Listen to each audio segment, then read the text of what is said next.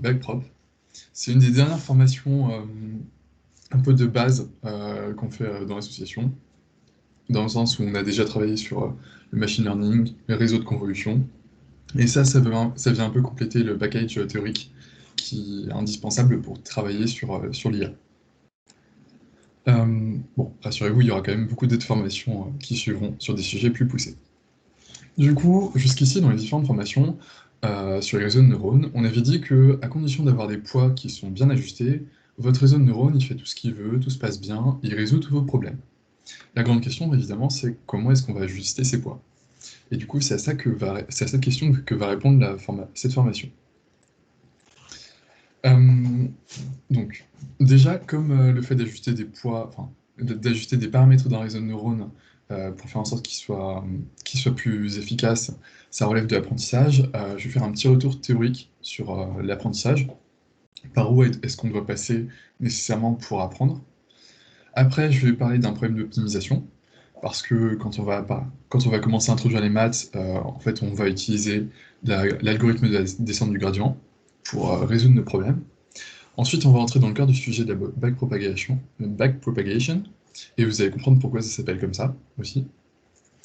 Et puis je finirai avec quelques points pratiques sur des problèmes qu'on peut rencontrer, juste pour ne pas rester que dans la théorie. Du coup, première partie sur l'apprentissage. Alors, quand vous apprenez quelque chose, bon, déjà, ça implique pas mal de choses.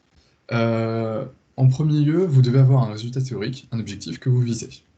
Dans le cas d'un réseau de neurones, en fait, on cherche à imiter un comportement face à des entrées, et ce comportement est modélisé par une fonction vectorielle, qui sera notée, du coup, FTH par la suite. Votre réseau de neurones, il est loin de votre fonction théorique, et du coup, lui, il se comporte comme une fonction paramétrée f indice θ. L'indice θ est un petit peu décalé. Et donc, le θ, ça représente en toute généralité le fait de paramétrer votre fonction. Dans le cas d'un réseau de neurones, on paramètre tout par les poids et par les biais du réseau de neurones. Si c'est pas frais dans votre mémoire, c'est pas grave parce que je ferai un petit rappel sur la structure d'un réseau de neurones. Qu'est-ce que ça représente exactement, les biais et les poids? Et du coup, pour pouvoir comparer les résultats qu'on produit et les résultats théoriques, il faut avoir en fait une sorte de distance, une pseudo-mesure. Et pour ça, on utilise ce qui s'appelle une fonction d'objectif, une fonction d'erreur ou encore une fonction de coût, quelque chose qui vous dit à quel point les résultats que vous produisez sont proches ou non de ce que vous voulez. L'apprentissage s'arrête à un moment donné. Il faut choisir à quel moment vous allez arrêter d'apprendre, c'est-à-dire à quel moment vous allez arrêter d'entraîner votre réseau de neurones. C'est pas facile de choisir une bonne condition d'arrêt. En mathématiques, c'est un problème qui est très compliqué, en toute généralité, parce que, par exemple, une condition d'arrêt que vous pourriez choisir, ça serait un taux d'efficacité. Vous voulez que votre réseau de neurones soit efficace à 99%, qui sache dire avec 99% de probabilité qu'un chien est un chien, quand il le voit sur une image. Mais en fait, si ça se trouve, vous n'arriverez jamais à ces 99%, ou alors vous mettrez des années pour y arriver. Donc en pratique, quand on travaille sur des réseaux de neurones, la condition d'arrêt, ça sera très souvent le nombre d'entraînements qu'on va faire. Un entraînement, c'est-à-dire, en fait, on prend des exemples qui sont labellisés, c'est-à-dire donc pour lesquels on connaît déjà la solution, on sait déjà la sortie théorique qu'on devrait leur assigner, et on regarde la sortie expérimentale qui est assignée à ces exemples, et puis comme ça nous fait un entraînement. C'est-à-dire qu'on a, on a regardé le comportement de notre réseau de neurones. Le nombre d'éléments sur lesquels on s'entraîne, c'est le batch, parce qu'en fait, on travaille sur un nombre fixé de cobayes. Et puis, vous allez répéter vos itérations, enfin, donc vos évaluations, pendant un certain nombre d'époques. Une époque, c'est une itération sur tout votre dataset. L'objectif au final, c'est que en vous étant entraîné suffisamment, en fait, vous allez vous fixer un nombre d'entraînements, un nombre d'époques, et après ce nombre d'époques, vous direz, bon voilà, j'y ai passé tant de temps, je vais pas y passer plus, et je croise les doigts pour que mon réseau de neurones se comporte bien. Ça, c'était la partie théorie, c'était le plus sympa. Maintenant, on va arriver à des maths. Rassurez-vous, ce ne sera pas non plus trop compliqué au final. Déjà, un problème d'optimisation, des rappels, de la formation sur la descente du gradient et sur, le machine learning. Donc, quand on a un problème d'optimisation, en toute généralité, c'est qu'on cherche à minimiser une fonction. Ici, vous vous en doutez, la fonction qu'on va minimiser, ça va être notre fonction d'erreur. C'est-à-dire que, avoir un réseau de neurones efficace, ça revient à minimiser, en fait, la fonction d'erreur. Pour faire ça, donc, en fait, on va influer sur les paramètres de notre réseau de neurones. Et ces paramètres, donc, ils sont très nombreux. Donc on est obligé de faire du calcul différentiel pour trouver en fait pour savoir où aller et dans quel sens il va falloir modifier ces paramètres. La descente du gradient, dont on a déjà parlé, donc, c'est l'algorithme qui, en toute généralité, permet de résoudre un peu ce problème. Alors, il y a plein de contre-exemples pathologiques. Il y a des mathématiciens qui ont passé des années à chercher des exemples tous plus tordus pour montrer des cas où ça ne s'appliquait pas. Heureusement, dans la vraie vie, ça fonctionne plutôt bien. Et du coup, le principe, pour rappel, c'est que quand vous considérez votre fonction à minimiser, le gradient en un point vous indique dans quelle direction sont les plus fortes valeurs et les plus faibles valeurs. Du coup, si vous mettez un signe moins dans votre gradient, devant votre gradient, et un coefficient alpha pour moduler le rythme auquel vous allez vous déplacer dans votre espace des paramètres, alors en fait, vous pouvez vous diriger vers les plus faibles valeurs de votre fonction d'erreur. Maintenant qu'on a fait ce petit rappel théorique, on peut plonger au cœur de la backpropagation.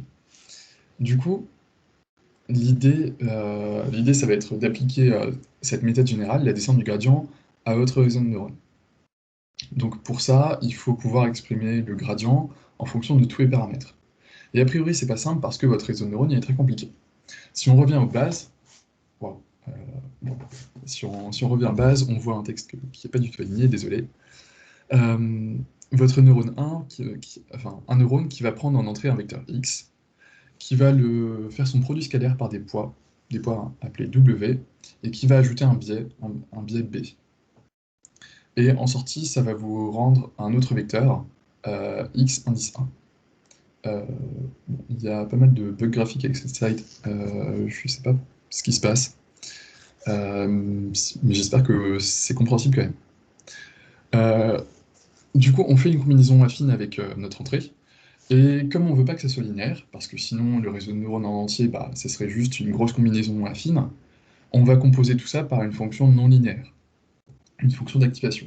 Ici, vous avez deux graphes de fonctions d'activation qui sont représentés. En bas, c'est la fonction relue, le Rectified Linear Unit, qui a x associe le max de 0x. Vous avez des petits raffinements, vous pouvez ajouter des coefficients, évidemment. Et en haut, vous avez une fonction qui est bidouillée avec des exponentielles, la fonction SIMWeight. Vous avez d'autres fonctions très sympathiques que vous pouvez prendre. Dans le même genre, vous avez la tangente hyperbolique, par exemple.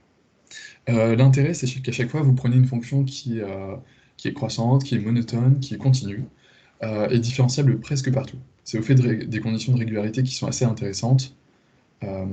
Et en pratique, bon, je ne vais pas m'étendre là-dessus parce qu'on en a quand même déjà parlé dans d'autres formations.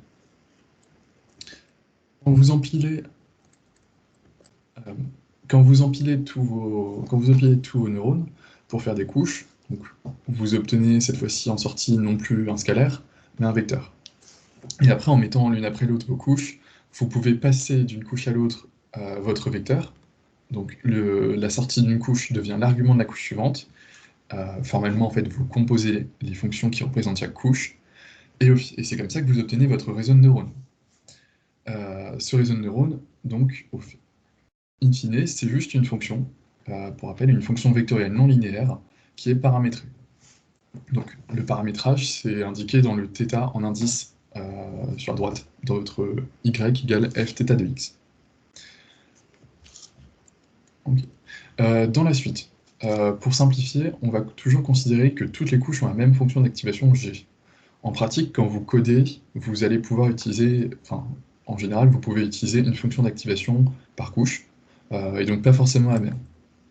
Vous pouvez utiliser par exemple pour votre première couche la tangente hyperbolique et pour la couche suivante la fonction Rectified Linear Unit.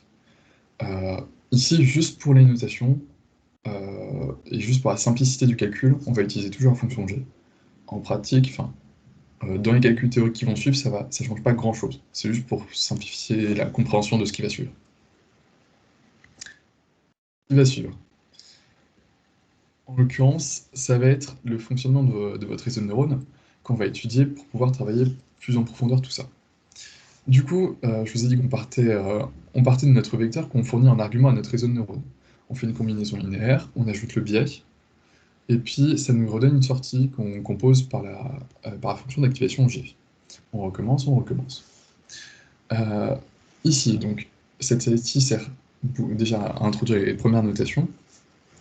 Vous voyez on a noté Z avec entre parenthèses un nombre, la combinaison affine, qui résulte de X fois W plus le biais. C'est le résultat intermédiaire de votre calcul dans le réseau de neurones. Et après, cette combinaison affine Z, vous la donnez en argument à votre fonction d'activation G pour obtenir ce qui sera l'argument de la couche suivante, c'est-à-dire X avec un exposant plus 1. Du coup, ça c'est pour les notations, je les rappellerai si nécessaire. Ensuite, une fois que vous avez noté tout ça, voilà, donc ça c'est ce que je veux dire. On utilise une fonction de coût, pour rappel, donc. Pardon. On utilise une fonction de coût. Ici, c'est la fonction de coût, enfin une des fonctions de coût les plus simples qu'on pouvait utiliser, qui est la distance quadratique.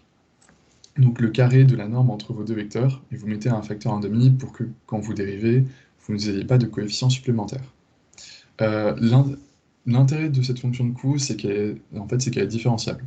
Ça va être utile par la suite, parce que comme on va calculer des gradients, on veut que tout soit différenciable. Quand vous faites ça, si vous essayez de calculer le gradient de votre fonction d'erreur, comme on a indiqué pour appliquer la méthode du gradient, vous allez donc en fait ça revient à calculer les dérivées partielles par rapport à tous vos paramètres. Si vous considérez seulement les paramètres de la dernière couche, à savoir la couche n, enfin grand N, vous avez donc trois dérivées partielles à calculer. Alors pourquoi 3? Parce que ici, vous voyez sur le schéma, j'ai représenté des couches avec un seul neurone. C'est plus simple, mais je vous dirai après ce qui change quand on généralise. Vous avez trois dérivées partielles à calculer, à savoir la dérivée partielle de l'erreur par rapport au poids, au poids, donc Wn.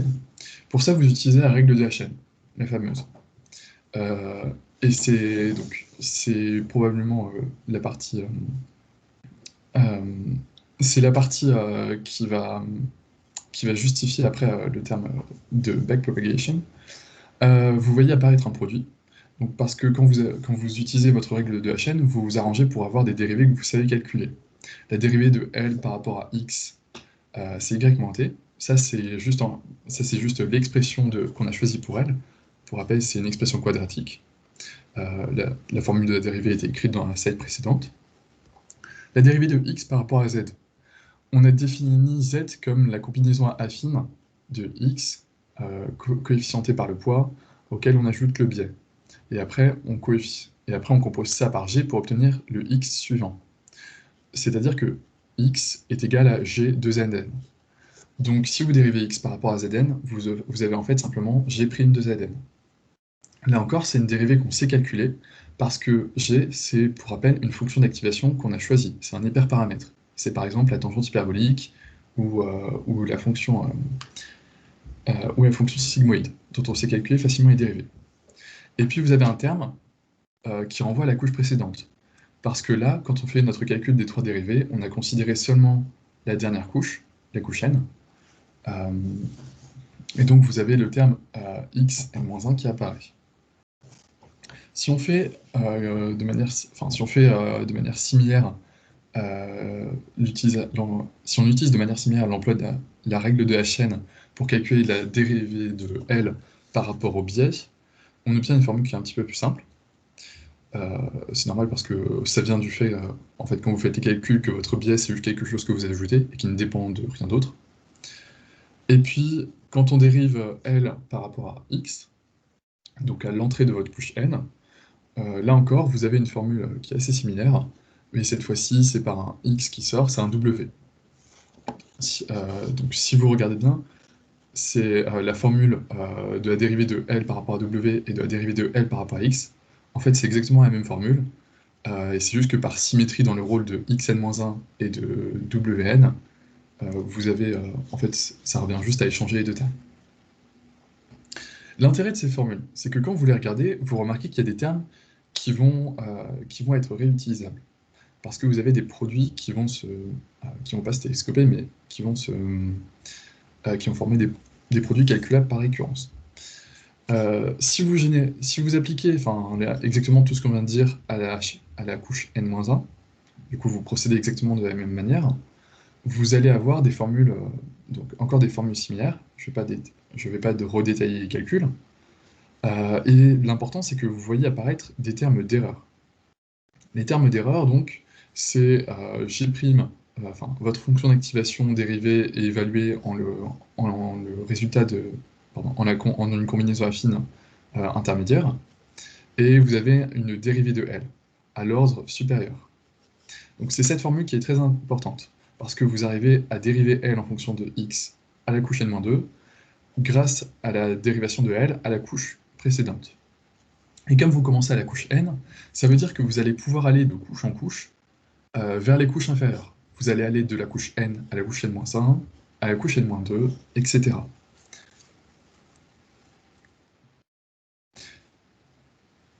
Donc ça, c'est en fait, constater ça, c'est obtenir une formule de récurrence, la formule qui va vous faire passer d'une couche à une autre.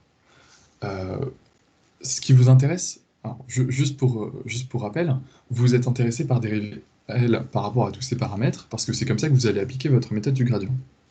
Donc, quand vous dérivez L par rapport à W, vous avez une formule qui s'exprime en fonction de ce qui est envoyé à la couche précédente, et quand vous dérivez L par rapport au biais d'une couche, vous avez une formule qui s'exprime avec le même terme d'erreur retrouvé dans la formule précédente. Donc ce terme d'erreur, on l'a vu à la diapo qui précède. L'intérêt, c'est que, donc, comme vous calculez à chaque fois le terme d'erreur, si vous le gardez en mémoire, vous allez pouvoir le réutiliser quand vous allez calculer le terme d'erreur à la couche suivante. Et donc c'est comme ça que, algorithmiquement, dans votre ordinateur, en fait, les modules vont calculer les erreurs successives pour pouvoir calculer au final le gradient, qui sera, donc, quand on arrivera à la dernière couche, d'rond L par rapport à d'rond X, x0, l'entrée de votre réseau de neurones. Et du coup, c'est ça l'explication aussi du nom de la backpropagation. En français, on dit parfois qu'on fait de la rétropropagation, parce que l'erreur que vous observez dans les couches supérieures, les couches les plus près de la sortie, vous permet de calculer l'erreur des couches inférieures. C'est-à-dire que vous avez une propagation du calcul d'erreur.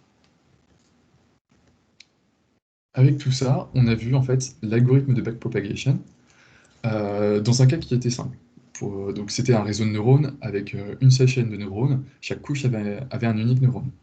Si vous généralisez ça, vous allez avoir des poids qui seront plus complexes, vous allez introduire des matrices de poids, des matrices W, et puis vous allez généraliser aussi les biais, parce que dans une couche, vous n'aurez plus un seul biais, un seul vecteur de biais, mais plusieurs. Donc, mais ce qui se passe bien en faisant des calculs qui sont quand même un petit peu longs parce que les notations sont très lourdes, là vous avez vu comment c'était, et encore, je vous ai présenté seulement un cas particulier, et assez simple. Ce qui se passe bien, c'est que tout se généralise, et du coup vous arrivez à des formules qui sont plutôt sympathiques. Encore une fois, vous retrouvez la rétropropagation de l'erreur, donc c'est les formules qu'on a observées précédemment, mais en remplaçant les dérivés partiels par des gradients. Et donc vous voyez l'erreur à la couche n-1 qui s'exprime en fonction de l'erreur à la couche n et des paramètres de votre couche n. Ça nous fournit un algorithme général qu'on peut utiliser donc pour trouver le gradient de la fonction d'erreur par rapport à l'entrée du réseau de neurones. Et c'est ça qu'on voulait in fine. Juste pour une notation, du coup, le produit un petit peu étrange, c'est ce qu'on appelle le produit de Hadamard, c'est un produit qui est fait terme à terme. Donc quand vous prenez des matrices, en anglais c'est le pointwise product. Et voilà. Du coup, ça, c'était la présentation de l'algorithme de la backpropagation, qui vous présente en fait comment, dans quelle direction vous allez aller pour modifier les coefficients de votre réseau de neurones.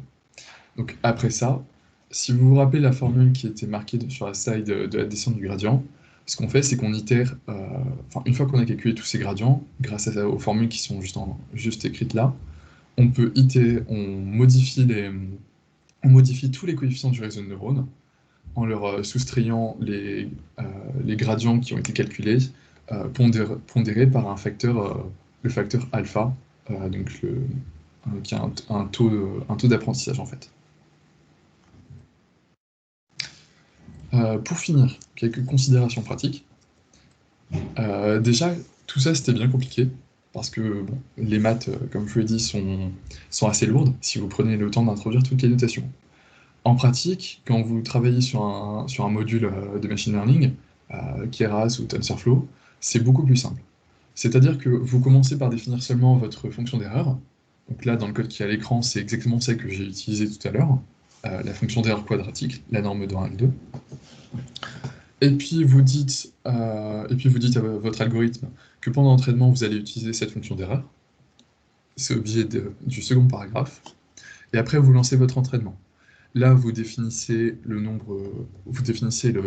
batch, le nombre d'époques.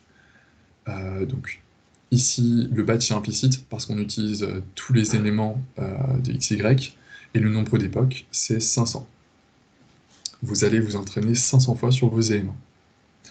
Bon, et après, vous ajoutez un peu de code pour voir en fait vos résultats, parce que vous voulez vérifier que votre réseau de neurones est suffisamment efficace. Tout ça c'est bien joli. Bon, j'ai quand même passé sous la carpette certains problèmes qui sont possibles d'un point de vue algorithmique. Du coup, je vous les mentionne, juste pour la culture. Euh, Déjà, le premier problème, c'est celui de la régularisation. Dans la formule de récurrence qu'on avait, donc en fait c'était un produit, et ça veut dire que algorithmiquement, quand vous allez calculer vos gradients, vous allez faire un produit de très nombreux termes. Le problème qui va se poser, c'est que numériquement, bah, vous allez avoir les termes que vous allez obtenir au final, qui seront le produit parfois de plusieurs dizaines d'autres termes, ils peuvent devenir très très petits, si vos termes sont tout petits. Et du coup, vous allez avoir un gros facteur d'erreur numérique, et les derniers gradients, les gradients donc des couches inférieures, vont être ridicules, très proches de zéro. C'est ce qui s'appelle la disparition des gradients. Au contraire, si vous avez des termes grands, bah, vous allez avoir le problème inverse. Vous allez avoir l'explosion des gradients. Euh, Comme si vous calculiez des factoriels, vos gradients vont exploser. Et ça fait que les termes, les gradients auront une pondération beaucoup trop importante quand vous allez les appliquer aux dernières couches. Un autre type de problème aussi qui peut survenir, c'est par rapport aux fonctions d'activation que vous utilisez. Si vous utilisez la fonction d'unité linéaire rectifiée, la fonction relue, vous allez avoir potentiellement des problèmes avec son domaine de définition sur les valeurs négatives. Euh, pour être précis, si vous donnez une valeur négative à votre fonction relue, pour rappel, elle va vous fournir un 0. Sauf que si vous avez des biais qui sont négatifs, ça va renvoyer 0 fois le vecteur de poids plus le biais négatif, ça va vous renvoyer une valeur négative. Et du coup, quand vous allez appliquer ça, vous allez appliquer la fonction relue suivante du neurone suivant à cette combinaison linéaire négative, vous allez encore avoir 0. Et ça va se répéter de couche en couche. Et du coup, vous allez avoir un problème parce que des valeurs négatives, enfin des valeurs nulles, vont se propager partout dans votre réseau de neurones. C'est ce qu'on appelle l'inactivation des fonctions relues. Du coup, pour régler ce problème, ce qu'on fait, c'est qu'on inactive les neurones qui sont considérés, les neurones qui propagent les valeurs nulles. Donc c'est ce que vous voyez sur l'image, c'est comme ça qu'on représente parfois schématiquement. On coupe tous les liens, ce qui revient numériquement à mettre des coefficients nuls d'entrée et de sortie, et surtout de sortie de ces neurones. Il y a encore beaucoup d'autres problèmes dont on pourrait parler.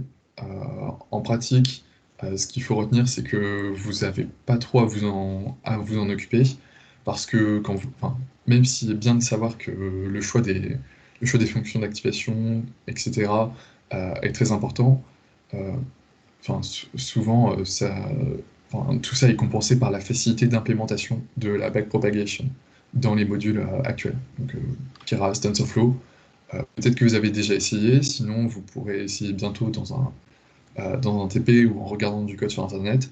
Vous verrez que c'est très très simple. Enfin, c'est exactement ce que j'ai montré il y a 2 diapos. Ce qui m'amène déjà à la fin de cette présentation. Si vous avez des questions, n'hésitez pas. Oui. Déjà, merci beaucoup. Est-ce que tu peux revenir juste la slide d'avant? Ouais. Alors, Pas spécialement une question, juste j'ai pas lu en fait. Du coup, j'ai mal à lire. d'accord. Ok.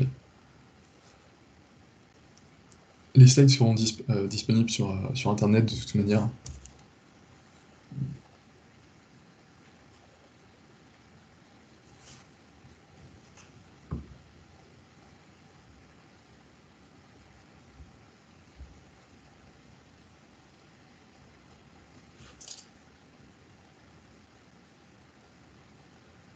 Ouais, j'avais une question, mais je sais pas si tu saurais y répondre. Euh, t'as, t'as parlé du nombre d'époques d'entraînement. Est-ce que tu sais Oui. s'il y a un danger à trop entraîner un réseau de neurones? Ça dépend à quel point tu dis trop. Genre, déjà, le premier danger, si tu mets un nombre totalement au pif, à tout hasard 5000, c'est que ton ordinateur se lance dans des calculs qui prendront 10 heures ou 10 jours. Voilà. Euh, Après, l'algorithme suivant, enfin, c'est un algorithme de minimisation. Du coup, euh, globalement, en fait, ça va pas te poser de problème si tu t'entraînes trop. Euh, enfin, ça dépend aussi des raffinements que tu vas faire. Il y a beaucoup de raffinements qu'on peut apporter. Par exemple, on peut moduler le taux d'apprentissage ici pendant l'entraînement de manière à ce qu'il diminue. L'intérêt, c'est que si tu venais à t'entraîner trop, bah, comme ton taux d'apprentissage serait plus petit, tu ferais des pas plus petits dans l'espace des phases, et donc tu aurais moins de chances de faire un pas qui dépasserait la solution et qui t'emmènerait plus loin. Il y a aussi Clément qui souligne un point intéressant, c'est la notion quand même d'overfit, qui est très dangereuse. Je te laisse. Ouais. Vas-y. Mais ça, je crois qu'on en avait parlé à une formation précédente, mais l'overfit, du coup, grand danger avec les réseaux de neurones, c'est que comme vous vous entraînez sur un ensemble qui est fini, si vous vous entraînez beaucoup trop, bah en fait, votre réseau de neurones va devenir extrêmement performant sur cet ensemble, mais quand on va lui donner d'autres éléments, il va échouer, mais lamentablement. Euh, Attends. Ouais, mais justement, parce que j'arrivais pas à savoir si l'overfit c'était dû au, au nombre d'époques d'entraînement ou au nombre de paramètres qui étaient trop grands et donc ils se focalisaient trop sur enfin, sur le dataset en question. Euh, Attends, tu peux répéter? Parce que si on a trop de neurones, on va avoir trop de paramètres et donc on va forcément overfit. Mais Euh, Attends, attends, est-ce attends. qu'avec peu de paramètres, on peut overfit? Parce que, ok, les deux a priori, d'après Clément. Ouais, je plus sois la réponse de Clément. Si tu as trop de paramètres par essence, tu as ton truc qui est fait pour overfitter, mais tu peux faire de l'early stop, c'est-à-dire arrêter ton apprentissage plus tôt et de toute façon surveiller avec ton dataset de test. Et bah, si tu fais trop d'époques, bah, pour le coup, tu vas avoir le modèle le plus optimisé possible sur ton dataset d'entraînement Hmm, et de la même manière, par essence, tu as un risque d'overfit. ok. Et dans un cas, imaginons, en entrée, tu veux extraire des features et du coup, tu veux bien entraîner tes couches de convolution. Donc, tu fais beaucoup d'entraînement pour bien les entraîner à extraire des features. Est-ce que tu as un risque que ça s'entraîne pas que les couches denses s'entraînent pas à la même vitesse que les couches de convolution? Dire ta couche dense va avoir tendance à overfit avec les maigres features que lui sortent les couches de convolution. Mais tes couches de convolution en soi se sont pas suffisamment entraînées. Bah, si les couches de convolution ne sont pas suffisamment entraînées, pour moi, la valeur qui va être en sortie, elle va changer en permanence au fur et à mesure de leur entraînement. Et du coup, tu vas overfit sur un truc qui va changer à chaque fois, donc en fait, ça va, Ouais, c'est pas gênant, ok. je pense. Ok, super. Thanks.